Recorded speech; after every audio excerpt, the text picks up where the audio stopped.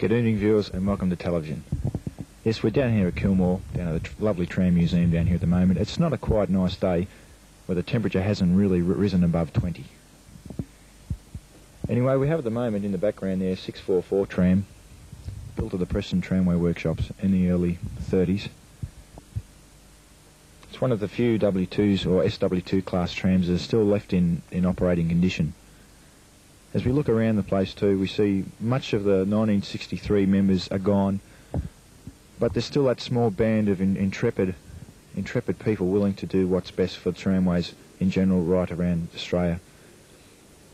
We have trams such as a works car in the background, which we'll show you later on, viewers, and the many sheds that are start coming up here.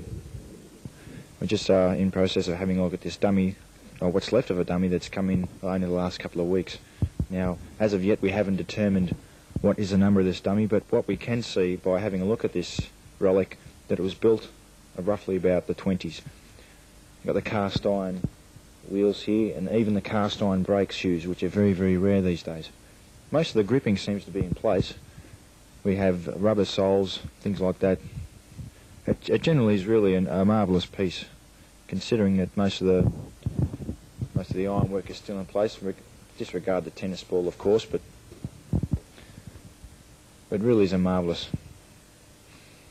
Anyway, we'll take a look around the side and see what else we can see. We now are situated in what looks to be the storage bay of the Kilmore tram sheds at the moment. These sheds are just about to go up. We have tram 52, which is in the side position, which we'll show you later on. This one here is car 46. I believe it's served mostly on the Alstomic lines. It's either an F-type or G-type tram.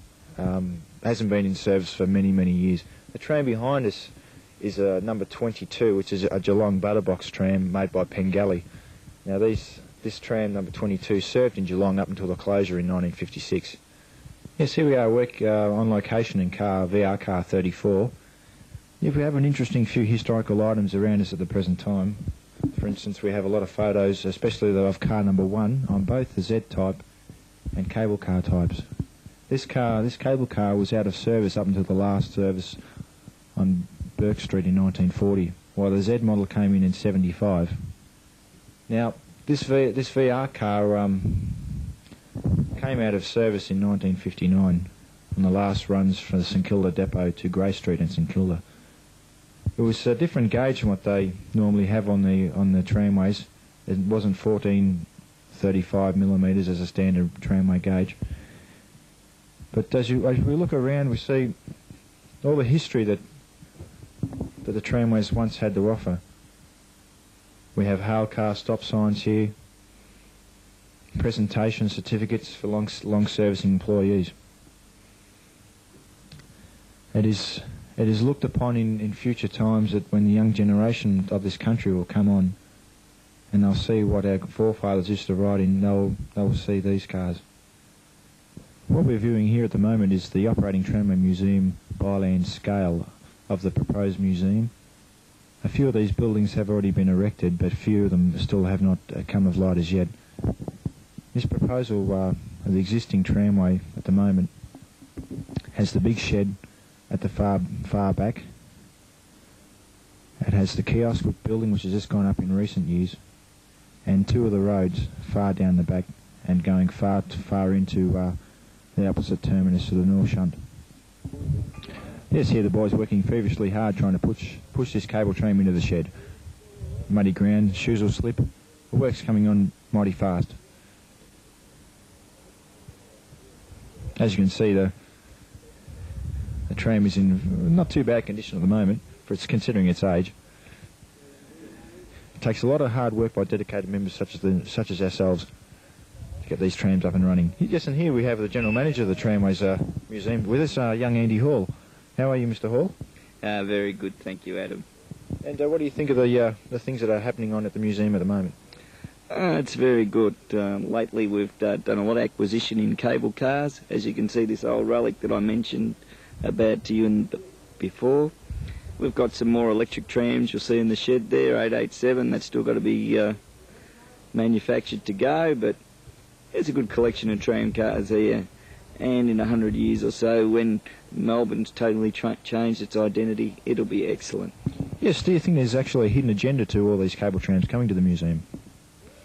And the fact that the cable cars are here, you've got to protect the history of the state. The cable cars themselves, as I mentioned before, they're over 100 years old. There's only a few of them left to get. So you've got to acquire what you can find. At this location here, this is the R.P. Sewell cable car shed, and this is an old Melbourne bogie cable car that ran on the Elizabeth Street lines. These ran out to Brunswick, just past Princes Park, Optus Oval, as some people would know. We have a number of cable cars and horse trams in this building, and they're all over 100 years old. They're all in various states of repair. Some have been restored, but the point about having these objects is that you restore them and you have them for life. As there's only a few left, it's very important to have these vehicles. Another part of the large collection here at the Tramway Museum of Bylands is the historic bus collection. The buses, of course, operated by the Melbourne and Metropolitan Tramway Board and the Metropolitan Transit Authority, and then followed by the Public Transport Corporation. As we can see here, this is the Public Transport Corporation medical bus. This is an old national bus that ran on the Clifton Hill route, purchased by the Tramway Board in about 1975. This bus was converted as a medical bus in the late 1980s. This bus toured all around Victoria doing medical tests for train staff, tram staff at the tram depots, just doing medicals. They did hearing, eyesight, various medical tests and whatever were required. We'll now go into the bus shed and have a look at further relics of yesterday's public transport past of buses in Melbourne. Just an unusual attraction here in the Tramway Museum's bus shed is the old Gelbart roller.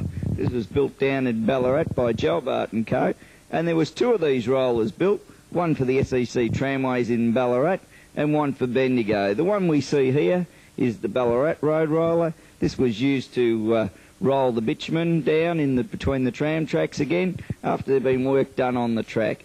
It's magneto-fired and runs on kerosene, and as you can see, this wonderful old piece of machinery is a real tribute to craftsmen of the past. Here we are, ladies and gentlemen, just looking at the first historic bus in the museum's bus shed is AEC Regal Mark III 537. These half-cab buses ran in Melbourne from the early 1950s right through to the mid-1970s. They were the backbone of the Melbourne government bus fleet for those 25-odd years, and this particular bus ran from Garden City through to Bulleen.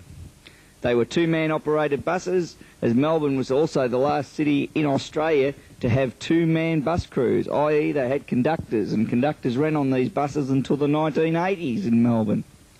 This bus now just is available for tours all around Melbourne. It does some country tours. It's in reasonable condition, but it does need some restoration works. Here we are, ladies and gentlemen, in a magnificently restored wartime Studebaker bus. There were three types of these chassis brought in from America as urgent wartime buses for the munitions factories, the clothing factories and whatever. As I said, the one we're in is a Studebaker, and this has been magnificently restored by Mr. K.S. Kings of Burwood.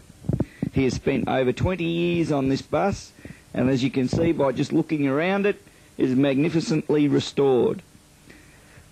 The International, there is an International left that has been kept by the Tramway Board, and that is in just as equal magnificent condition. Unfortunately, the other type of Ford bus that there is only one around and is in unrestored condition here at the museum that we'll see later on. But I hope, ladies and gentlemen, you'll see how one old man enjoys restoring, with his retired life, restoring old vehicles. Here we are, ladies and gentlemen, at an AEC Regal Mark IV. This old bus here is actually owned by the Public Transport Corporation and is here on loan to the museum by the courtesy of the Minister of Transport, Mr. Alan Brown. This bus was one of about 20 buses that was purchased purely new for the Melbourne Olympic Games in 1956.